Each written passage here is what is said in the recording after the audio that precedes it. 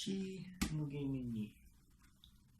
everyone, what's up? Welcome back to the channel. My name is Francis and I am so happy to be with you guys here today. Hi everyone, what's up? Welcome back to the channel. My name is Francis and you are so welcome to another book review.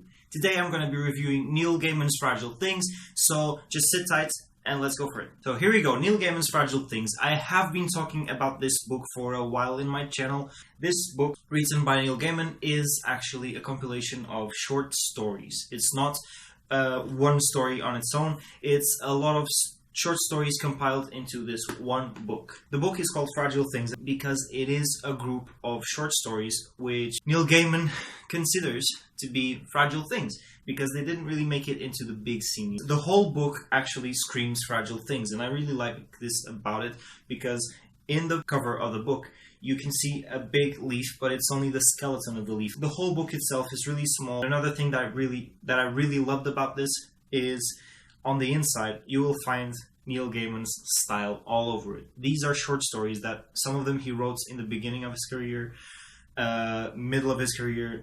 They are not recent, but it's his style everywhere. It's really great. His writing, his metaphors, every bit of his style is what made me love this book. And I really like this part down here which says short fictions and wonders.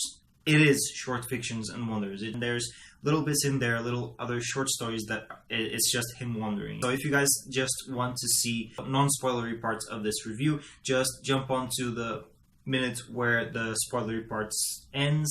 I will leave the timestamp down there. So if you guys want to skip onto that, click that now because I'm going to start spoiling this for everyone.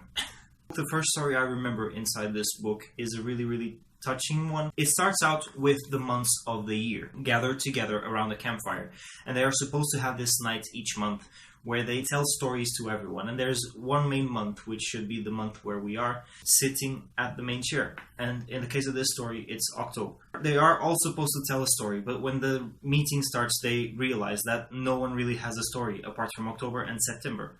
And when they ask September to be the first one to tell his story, it's always the same story that he tells, and they don't want to hear it anymore, so they stop him and they skip right into October's story. And October's story is really touching. It's about this boy who at home is mistreated. He is mistreated at school. He is bullied, but nobody really cares. His parents don't help him. His brothers just don't care. They're way more important than he is.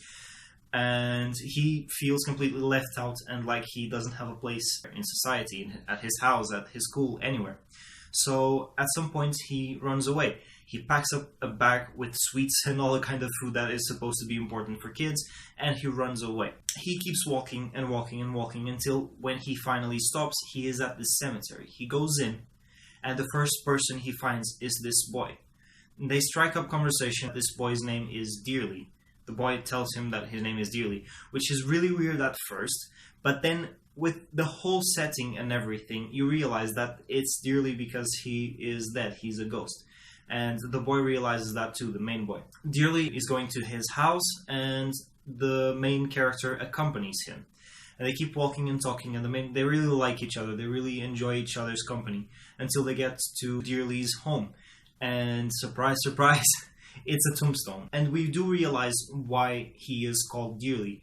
It's because the tombstone is spent by time. You can't see the words apart from Dearly. You can't really see them. So he forgot his name and he just called himself Dearly.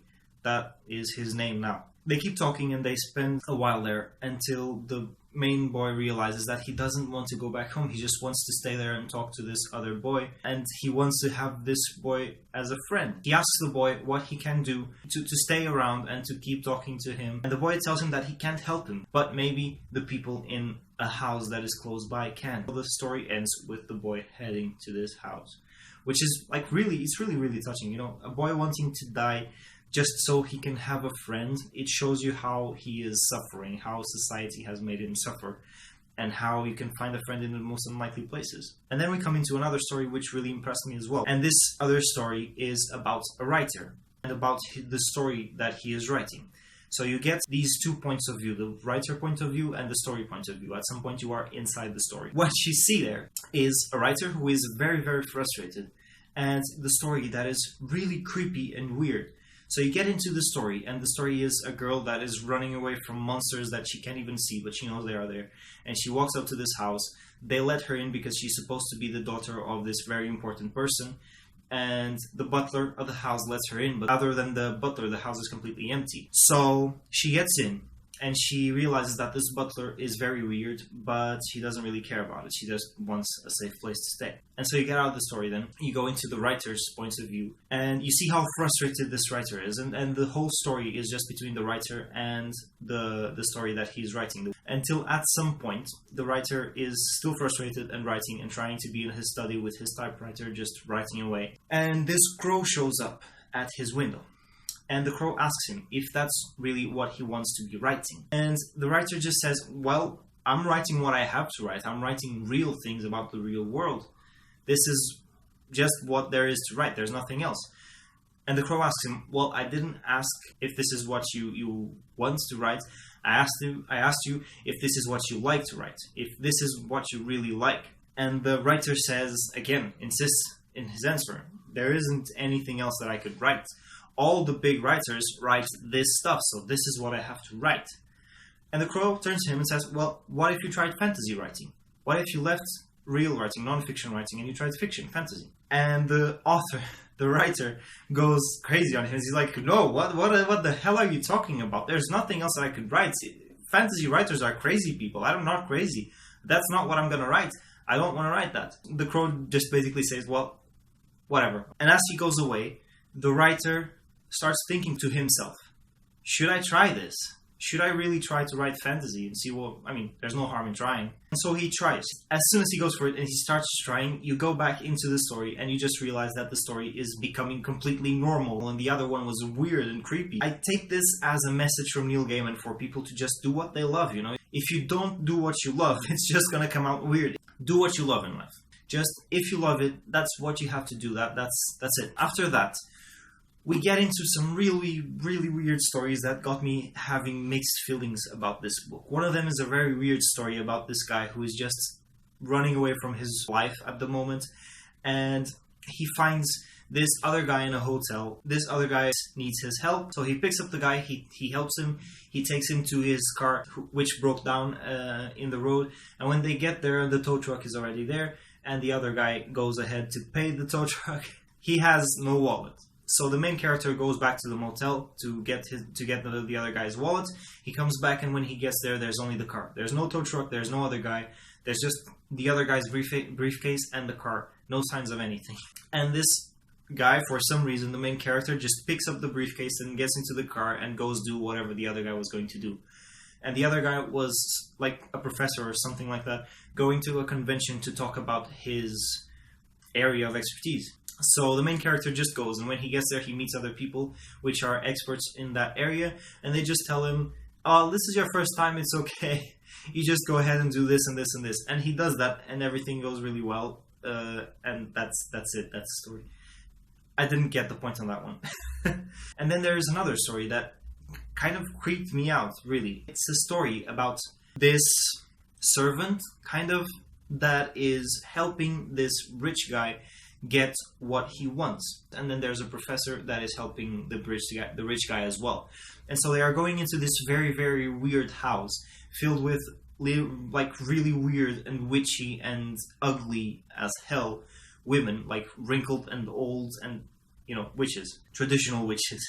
And they go into the house, and apparently what the rich guy wants, he's like one of the richest people in the world. He wants to buy a boy from the witch-like women that is supposed to be the most beautiful boy in the world, because apparently his fetish is to fuck 17, 18-year-olds that are really, really beautiful, the most beautiful in the world. And so he goes around buying these boys and doing everything he can to have these boys. They end up doing it. They end up buying the boy. They take him home, and basically they live happy there for like 6 or 7 or 8 months, whatever, until the boy dies of the flu. They try to find the weird women again to buy another boy, but they have disappeared because apparently that's what they do. They just breed these beautiful boys, they sell them, and then they disappear for 100 years. And so they can't find the women. And the story ends with the two servants, the servant and the professor, talking to each other, which is the weirdest thing ever. Because the professor at some point turns to the servant and says, "That boy really, really was pretty, right? I'm not into guys, but I wouldn't mind fucking that boy." I'm like, wait, what? What the hell? Okay. And then the other guy says, "Well, that's not really my thing." And at this point you're like, okay, tell me more, because what is your thing then? And you're expecting him to be like normal and weirded out by the other guy, but no, he just goes, "That's not my thing. My thing is actually little girls." And you're like, what? And then the professor asks him, what do you mean by that? And he says, "Well, little girls, 10 to 12-year-olds, because as soon as they start getting boobs and pubes, I'm turned off. I don't like them anymore." And the story ends, and you're like, what the fuck did I just read? And so this is it. There's another story about this group of expeditors who are going around the world eating everything they can. So they are gathered around to tell each other basically that they have tasted everything there is to taste in the world. And so one of the guys says that, yes, there is a sunbird, a special sunbird from Egypt that we haven't tasted yet. And they're all like, yeah, that's the stuff of legend. That's legend. That's not real. And he's like, well, I'm 4,000 years old. I know this stuff. I know that this is real. And the other guy, one of the other guys is like, "You're the same age as me. I'm 40, dude. What the hell?" And he's like, "Yeah, well, suit yourself." He ends up convincing them to go to this place in Egypt to find this sunbird and taste it. They get there. This weird guy does all he can do, like all his whole ritual and blah, blah, blah. And the sunbird actually shows up. Apparently the sunbird is a phoenix. The main guy, this weird guy that says he's 4,000 years old, he kills the bird, and they cook the bird, and they eat it, and they taste it, and it's amazing. They are all like really fascinated until they start kind of burning from the inside out. And the main guy says, well, you have to be ready to eat this bird. If you are ready, it's just gonna burn off the ears off you. So you'll become young again. But if you're not ready, it will literally burn you alive. So it's basically what this guy, you end up understanding that this is basically what this guy does. He spends his whole life getting ready for that moment.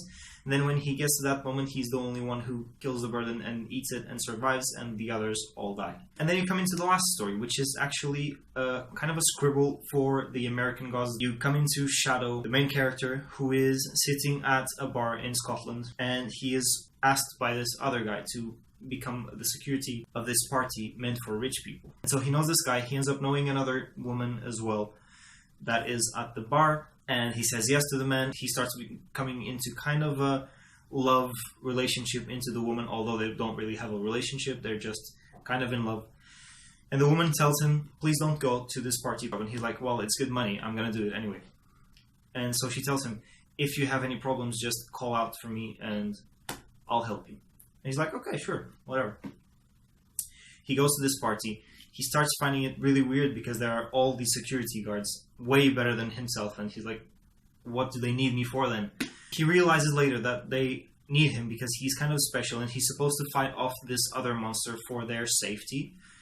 So he tries to fight the monster, starts winning, but when he does and he realizes these rich people are just going to hit him to death, the other guy and him after, he just saves the other guy and they run off. And meanwhile, he calls for this girl because she can help him and he needs help. And she comes up and she's very strong and she's this kind of weird creature. And they made it out safe. And at the end, the girl tells him she can't stay with him because she doesn't want to be with monsters. She wants to be with men. And he's left alone. One of the guys that was with the rich people tells him that he could either leave or maybe find himself killed in some time. And he says, well, okay, I'm going to stay for a while in Scotland and the UK, and then I'm going to leave to the United States. And that is it. So you end up getting to the end of this book and thinking, I didn't like this book for its stories, which some of them were like really, really great. But I did because of the writing, the dialogue, the scene creation, character creation, all of that. It's just so amazing. And one thing that Neil Gaiman does really, really well, and this is why I have said before that he is the Tim Burton of books, is that he creates these weird scenes and these weird stories, and he somehow manages to make them normal in your point of view. So you are reading these really, really weird stories, and they're actually fine. You actually accept them as being reality and just simply what is written there. You don't really fight it. So the writing is what made me give this a 4 out of 5 stars.